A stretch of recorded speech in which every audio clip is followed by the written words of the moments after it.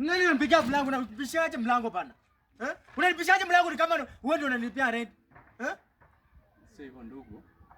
Sisi wao kutudia. Ni nini? Anatubishia mlango. Ni huyu anatubishia mlango, anatubishia mlango hapa. Unasumbulia nini na wewe? Hivyo ndio unatubishia mlango niko na.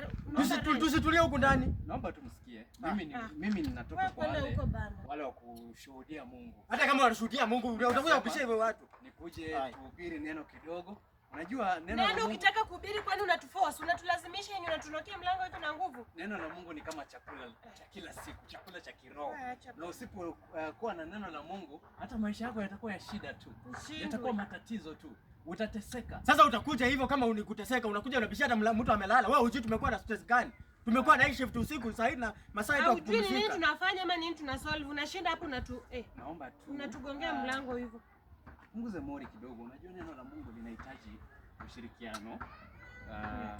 Wewe na umemaliza kuosha vyombo ilikuwa na sasa unanishautia ni nini na huyu ndiye anatuchanganya. Sasa urudi huko ndani uoshe vyombo. Nini unakuja hapa kwa mimi nimechoka, tumetoka job wote. Tumetoka job, hata uoshe vyombo huko ndani bana, hata kuja kujinia hapa. Nishaamka bana. Mimi unakuja kusumbua aje hapa? Sasa unanishautia. Sasa nakushautia nini? Badala unanifuata tu kama dodo. Nimekufuata kujua nani anatugongea mlango.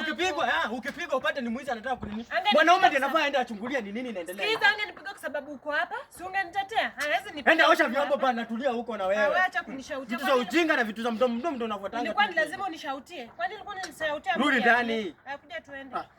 Rudi ndani bana. Unakuja wewe, kaa wewe osha vyombo huko.